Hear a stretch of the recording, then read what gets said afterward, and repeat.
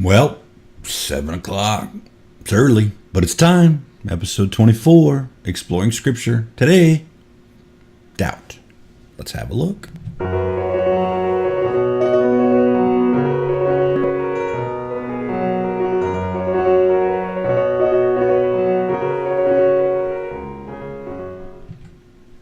Okay, well, hope you have your coffee. Yeah, I have a Starbucks mug, although it's not Starbucks, it's just regular coffee, but it will do, right? I hope you've got your coffee or your beverage of choice to get your juices flowing this morning. Today we're going to talk about something that I think all of us can identify with. Doubt. It can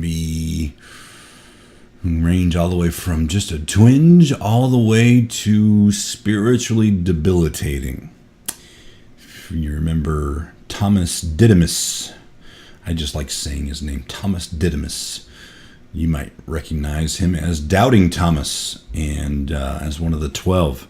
And he doubted all the way to the very end. Would not believe that Jesus was risen until he stuck his hands in the holes where the nails were. Remember that? So we'll probably read that scripture. But that's just one of many people who doubted. So we're going to take doubt, which is a pretty common plight, if you will. And I'm going to use that opportunity to show you a new, well, maybe not a new, but a feature I don't think we've shown on the show before in Logos.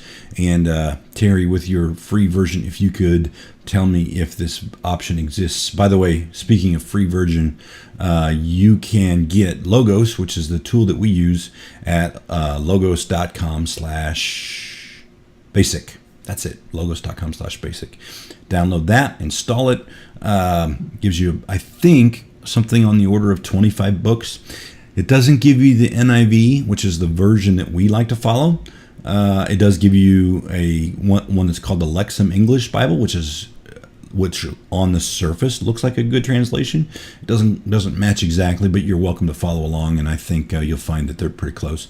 Or if you want the NIV, $9.99, just download it. It's very inexpensive. So anyway, shall we jump over to Logos and have a look? Okay, so most of you may, or those of you who use Logos, will recognize this as the home screen. This is the screen that you see when you have cleared your desktop. What I'm going to do is use a feature that I don't think I've shown on here before, and it's called, I'm going to need to get to the right menu here, Guides. It's a topic guide. Impressed? I'm not so far, but let's key in doubt, which suddenly I have because it's synced from my laptop where I was doing my research this morning.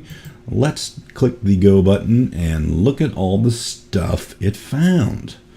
Now this, if you are unaware, is my collection of books is growing, but it's about 4,500 books.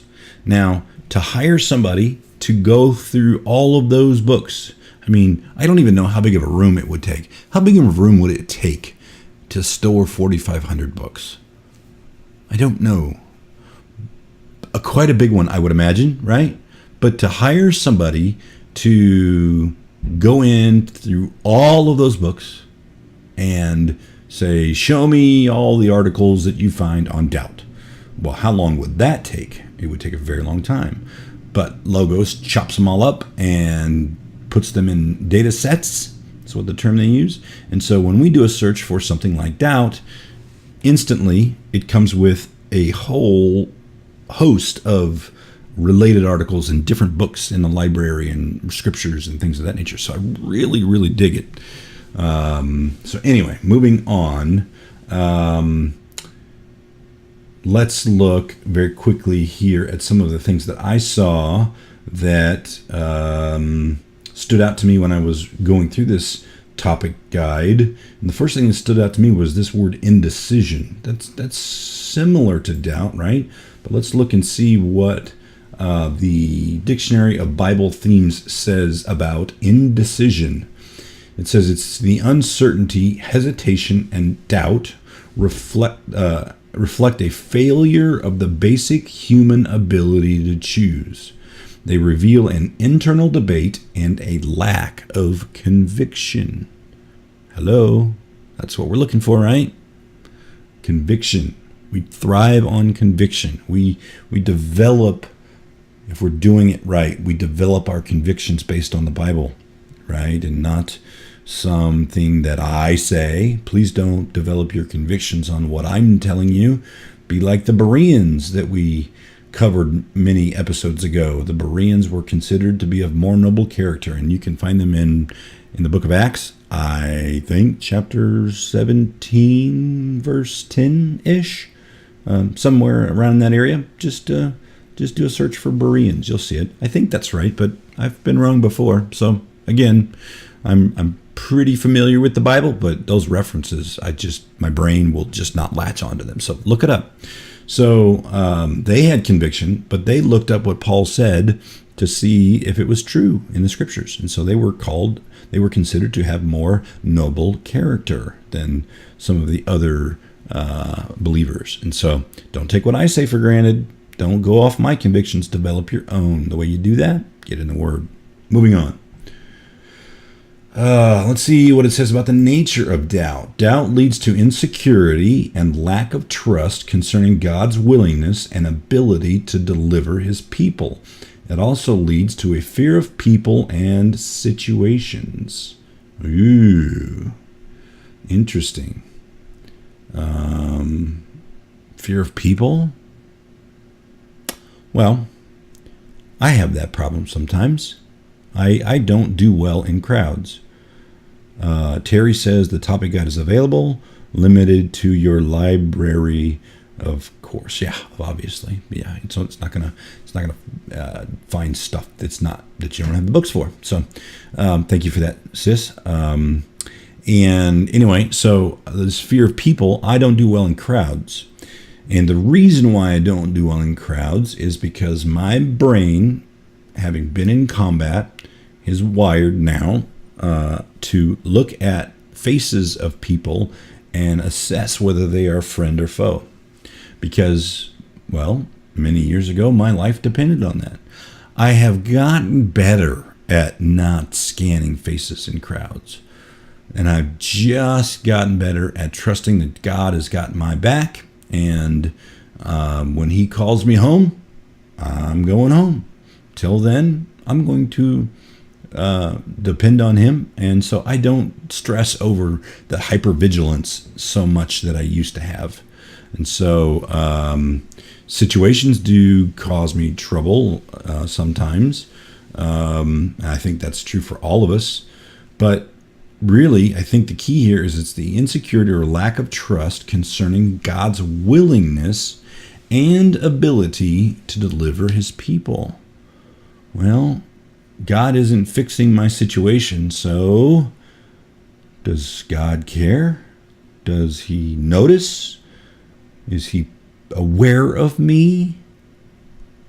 Am I not in line with God's plan and purpose? All of those doubts start to creep in. In reality, it might be like Job, where none of that applies. God was very much paying attention and just allowing Job to go through what he needed to go through to show his conviction. Remember, if you've ever read the account of Job, Job has strong convictions. Sometimes he kind of strayed off the reservation a little bit with his attitude, but in the end, he held fast. And as a result, he was more prosperous at the end than he was at the beginning. So do we doubt sometimes that God is willing and able to deliver us? Well, we have to be careful about that. Wonder if we start to doubt God's abilities, or if he even exists. Really, that's, a way that Satan uses to fill our heads with a lack of faith to discourage us from believing, right? So if you understand things, if you begin with hopefully with these shows, your mindset, if you've been following along, is beginning to shift. It's beginning to change, and you're beginning to see things in terms of what I call spiritual warfare, right? So there are weapons in war, right? And there are shields and there are defenses against these weapons. And so if you begin to learn what these weapons are and how to defend against them and how to fortify against them, Satan has less of a foothold, because you know his playbook. You know, I always think about football. If the opposing team had our playbook, they would know what our plays are, especially if they could read our hand signals and all of that. They would know what the plays are, and they would know how to defend against them. And it's very similar with spiritual warfare. So that's all of that. But you know what? This wouldn't be a qualified show if we just went off of dictionaries and commentaries and stuff. So let's get into scripture, shall we? Let's look at some scripture. So let's get into, scroll down a little bit further. Oh, this is so small you can't even read it. My apologies. Let me make this bigger. Sorry about that. So anyway, I'm scrolling down, and we get to this section called related verses. And I'm going to save this as a passage list, which is a document, which I will make bigger so you can see, a document of all of the passages that are tangentially or maybe even directly related to the topic at hand, which is doubt. And I have made this topic guide, doubt, as a document. And those documents in Logos exist in your documents folder. And this is the whole list of all of the documents you've created. Right at the very top is the most recent one. But I could go to, what is that? That's a passage list. Oh, that's creating a new passage list. So belay my last. So all of your documents are listed here, and of course you can search for them. So this passage list I can come back to at some point in time and keep studying if I want to, or highlight, or do whatever I want to do. I could also, I think, print. Can I print this? Print and export. Yes, I can. So I can print. Oh, it brought up a window on my other monitor. Let me shrink that down to a reasonable size. Pull that over here. You can see here is all, I think, looks like 2 pages of doubt verses. And I could print it on my printer, or I could select Microsoft Print to PDF, save it as a PDF, and send it to you. So if you want this, let me know. I'll fire it off to you. You can let me know in the chat room, or you can use these contact methods here. Twitter and Facebook are at Disciples Life TV, and yes, you can use the @ symbol in Facebook to search for this show or this network specifically, Disciples Life TV, or use that hashtag, or you can just do it the traditional way and send me an email at feedback@Disciples Life TV. Let me know if you want this, and I will fire it to you with bells and whistles, so you can do your own study. We're not going to cover all of them. We don't have time. In fact, we're over halfway through our show already. So let's stop and get right back into the scriptures. Okay. Let's find the one here's one where Peter doubts. Let me scroll up a little bit. It's in Matthew. This is the account of Peter getting out of the boat. Okay, so up here in chapter 14, verse 22, immediately Jesus made his disciples get into the boat and go on ahead of him to the other side, while he dismissed the crowd. After he had dismissed them, he went up into the mountain by himself to pray. Later that night, he was there alone, and the boat was already... Yep, okay, good. Just didn't need to check on something. Sorry about that. And the boat was already a considerable distance from the land, buffeted by the waves because the wind was against it. Shortly before dawn, so they've been out all night long, tired, I'm sure. Shortly before dawn, Jesus went out to them, walking on the lake. When his disciples saw him walking on the lake, they were terrified. "It's a ghost," they said, and they cried out in fear. But Jesus immediately said to them, "Take courage, it is I. Don't be afraid. And here comes Peter. Peter's one of those guys, my opinion, great guy. But sometimes he says things that don't quite make sense. Sometimes they're downright comical. So here's one, in my opinion, but Jesus takes advantage of it. He says, Lord, if it is you, tell me to come to you on the water. Let me walk out on the water. Well, gosh, who's ever walked on water? He sees this apparition that claims to be Jesus, and the voice is familiar. Peter says, well, if you are who you say you are, tell me to come out on the water, and I will come to you. Well, all right, that's fine. And Jesus says, come. And Peter got down out of the boat, walked on the water, and came toward Jesus. But when he saw the wind, he was afraid and began to sink, and cried out, Lord, save me. Immediately, Jesus reached out his hand and caught him. You of little faith. Now remember, Peter is the one that Jesus gives the keys to the kingdom. We haven't covered that yet. But he puts Peter in charge of the first century church. We haven't covered that either. But we'll get there. And he says, why did you doubt? So the moment, I mean, think about this. Peter is in the middle of a miracle, right? He's walking on water towards Jesus. And then the wind comes and he gets distracted and he begins to doubt. Oh, wait a minute. Maybe this isn't, maybe I'm hallucinating because I'm really tired. And he begins to sink. And Jesus says, why did you doubt? I was here the whole time. Why doubt? I'm talking to you. So even in the middle of Jesus working, or in the middle of God working, we can still hold on to that doubt or regain that doubt, even though we see evidence to the contrary. You know, you doubt Jesus exists, you doubt God exists. All you have to do is look around at nature.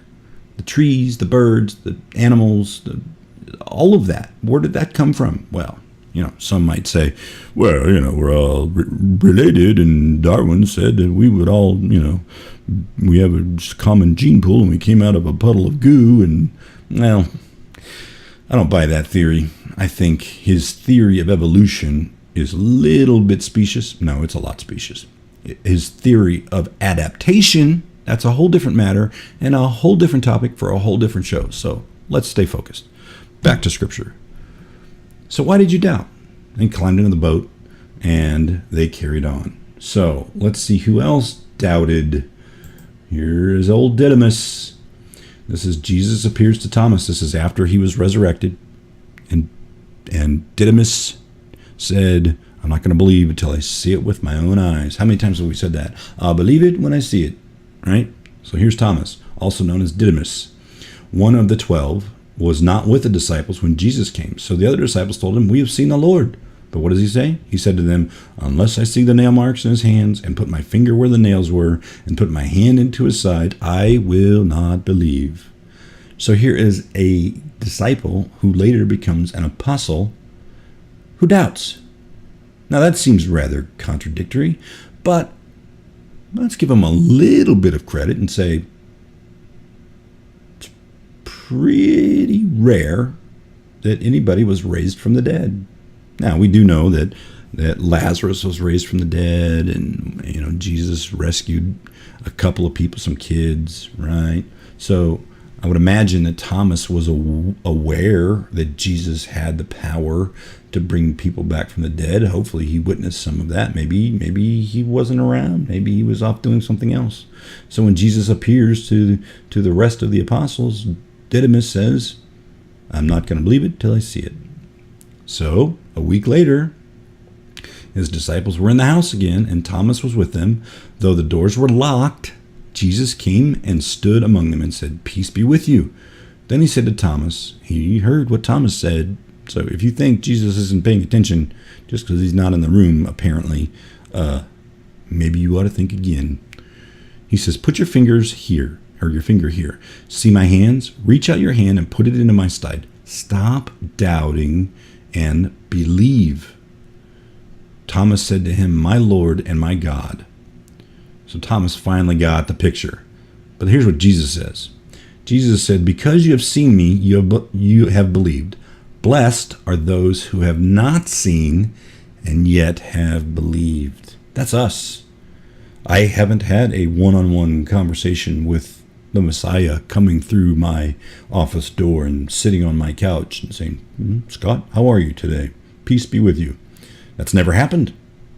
Boy, sometimes I really wish I could have that conversation with him and get some understanding or ask some questions or even hear what he has to say, right?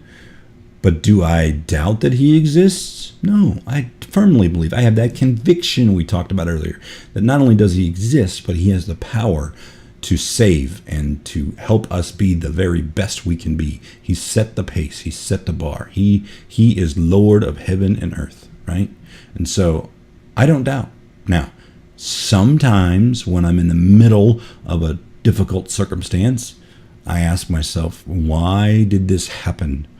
Am I being disciplined? Which is usually my first reaction, probably yours too. Or is this just a test of my faith? Am I going to be faithful through this? I'd like to think at the end of this, I will not only have been proven faithful, but even gain more faith, because I believe that God has my best interest at heart. So, and we could go on. There's loads of scriptures in here. Loads. There's Romans. So whatever you believe about these things, keep it between yourself and God. Blessed is the one who does not condemn himself by what he approves. But whoever has doubts is condemned if they eat, because their eating is not from faith, and everything that does not come from faith is sin. So, I mean, this is a very deep subject. Here's another one that I would like to point out. In James, let's just look at that. I mean, this is the verse, but I like reading it out of the Bible. In James chapter 1, verse 6. But when you ask, you must believe and not doubt, because the one who doubts is like a wave of the sea, blown and tossed by the wind. That person should not expect to receive anything from the Lord. Such a person is double-minded and unstable in all they do. So if we ask God for things to rescue us or to give us the things that we need, and then we doubt, we're not sure, we're not persuaded, what does the Bible say? We're double-minded. We're unstable. We're not going to get what we want or what we're asking for. So when you ask for things, Jesus says, whatever you ask in my name, God will give you. Now, does that mean you can ask for winning lottery numbers from Jesus? Well, you can ask, but I'm not aware of anybody that's ever worked for. And I would say the caveat there is, if it is in keeping with God's will, right? That you have what he wants and he thinks it's best for you, he will give it to you. You know, I've been blessed immensely in my house and in my finances, in my relationship with my wife and my kids, all of them. They've all been very big blessings. I want for nothing. Even this show, in my opinion, is a blessing, because not only do I have great quiet times. I'm pretty good at having quiet times. I've been doing it for a couple of decades. But this show makes me take that quiet time even deeper. You know, if you read something for a half an hour, okay, that's great. You've read, you've been in the Word, checkpoint met. But if you read it in such a way that you then have to turn around and explain what you read, well, that's a whole different thing. Because now you have to fully grasp it and you have to articulate it. You have to put it in your own words. And so these quiet times, because of this show, have gotten even deeper. And they're more, what's the word? They've deepened my convictions. They've reinforced how true the word is. It's grown my faith. And all because you're watching. And hopefully you're getting this same thing, the enrichment of your spiritual walk out of this show that I'm getting. You know, again, I don't want this to be me talking into a microphone and looking into the blank eye of a camera. I don't get much out of being in this room by myself talking to apparently, literally nobody, but except for you. I know you're listening. But if I keep in mind that this is reaching out to the whole internet and the whole world, well, that means I really better know what I'm talking about. I better pay attention, because what I'm about to say, a lot of people are going to hear. And hopefully it's encouraging. Hopefully it's challenging, because we need to grow. But hopefully it advances the kingdom in such a way, it plants seeds. That's the whole point. And so I digress. I want to close. We got about 2.5 minutes to go. I want to close with an experience from my life where doubt had a very great fertile soil to crop up. So, a disciple in the Navy,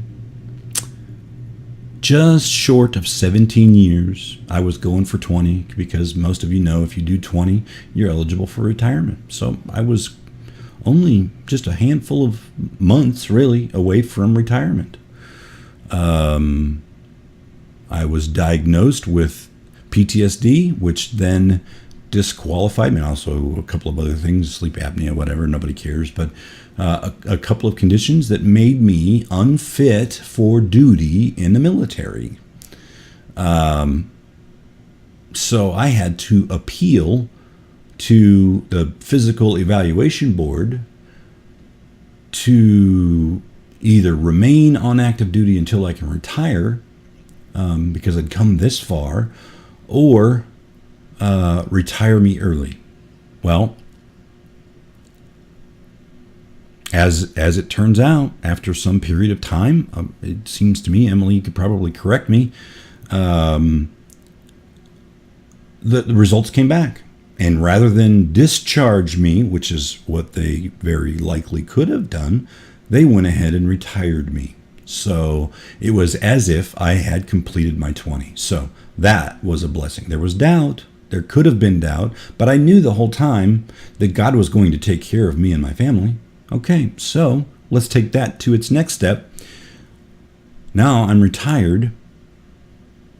Now I have to move to Arizona. I was in Washington State, or not I, we, my family and I, were in Washington State, and the plan was to move to Arizona. Well, I don't know anybody in Arizona, and my conditions are still pretty severe.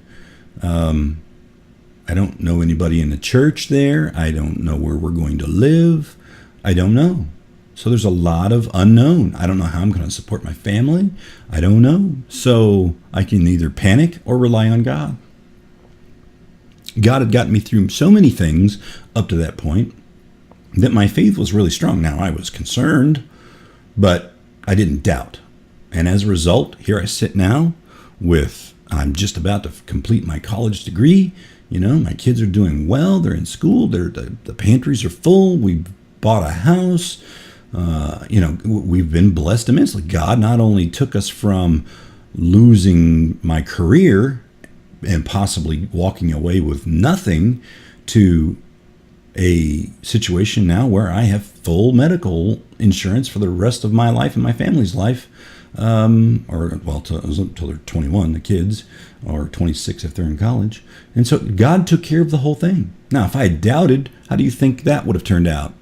I wouldn't have received that I wanted, according to James here. And so I encourage you, the next time you're in a bit of a pickle, a bit of a tight spot, just pray and believe that God is in control, that he's going to take care of you because he loves you and he loves me and he wants what's best for us. And it might be a little while before we hear the answer, but ultimately, if we believe, God will take care of us. And there's loads of scripture about that. So a couple of people have said that they want that topic list, or that scripture list. I will fire that off. If you want it, remember how to get a hold of me. We are now 1.5 minutes over, so it's time for me to clam up and let you go. Thank you for tuning in. It is an encouragement to me when I hear how many people this has reached. Please let me know what you think. Add the comments. If you disagree with anything I had to say, please let me know. I want this to be a conversation, as I say just about every show. One thing I would like to point out is if you could watch this on YouTube, you could watch it on Facebook, but if you go to the discipleslife.tv, not only can you see the current show or today's show, but if you click on the shows link at the top, you can see all of the shows that we've got planned. There's 6 of them total planned. One of them is active, this one. And if you click on that button, it will take you to the archives where you can search by keyword. You can do just a search. You can watch all of the shows in order, or better yet, subscribe. Hit that subscribe link at the top and subscribe to the podcast. That way it just gets delivered to your inbox every day. So that's it. I'm gonna let you go. Now we're 2.5 minutes over. I just gotta stop. I just can't stop. I'm just so fired up. Love you guys. Pray today, okay? Pray about your future. Pray about this show. Pray about whatever's on your mind. We love you. Have a great, amazing day. Enjoy your walk with God.